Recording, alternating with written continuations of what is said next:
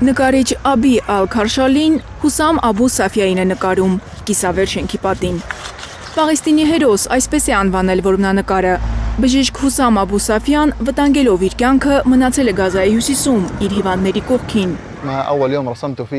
Երբ սկսում էի այս որմնանկարը, օդային հարվածներ սկսվեցին մոտակայքում։ Թեթև վնասվածք ստացա, բայց ես վերադարձել եմ, որ ավարտեմ։ Գազայի Կամալ Ադվան հիվանդանոցի տնօրեն Աբու Սաֆիան ձերբակալվել է 2 տարի առաջ հիվանդանոցում իսրայելցի զինվորների խուզարկության ժամանակ։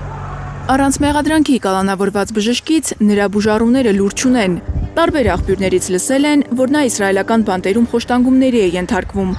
Իսրայելական լրատվականները հայտնել են, որ Հուսամ Աբու Սաֆիան մասնակցել է Թել Ավիվի դեմ ռազմական գործողություններին։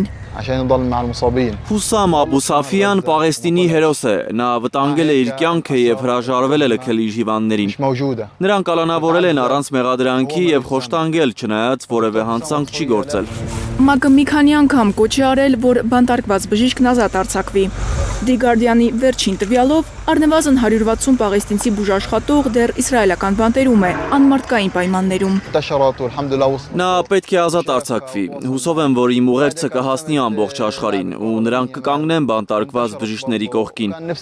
Շարունակելու եմ իմ որմնանկարների շարքը, արվեստով եմ ուղերձներ հղելու։ Պատերազմից ավերված Գազայում շատերի համար է արվեստը աշխարհի հետ շփման միջոց դարձել։ Նկարիչ Նադեր Ասմարը իր կտավների վերջին շարքն անվանել է Պաղեստինի օլիմպիական խաղերը։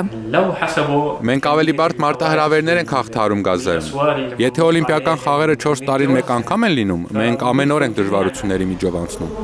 Նադերի կտավներից մեկում իսրայելցի զինվորները պաղեստինցի տղային փորձում են ձերբակալել։ Արվեստագետն այդ տեսարանը բռնցքամարտի է նմանեցրել։ Մի ուրիշ նկարում տղամարդը փորձում է ցատկել պատի վրայով ու փախչել ռումբերից։ Նկարչին այդ պատկերը վազքի մրցույթ է հիշեցրել։ Ըմբշամարտում, բռնցքամարտում մրցակցությունը 2 նույն քաշային կարգի մարզիկների միջև է լինում, արդարության եւ հավասարության համար։ Գազայում դու տարբեր քաշային կատեգորիայի զինվորների մեծ խմբերի հետ ես մարտի դուրս գալիս։ Պաղեստինցի նկարիչը երազում է, որ մի օր իր կտավները հասնեն միջազգային հարթակներ, որպեսզի աշխարհում ավելի շատ մարդ տեսնի, թե ինչ է նշանակում անզեն ու անպաշտպան մնալ պատերազմի, սովի եւ տեղահանության առաջ։ Մարիամ Ամերջանյան, Արմեն Ապրեսյան, Հայլուր։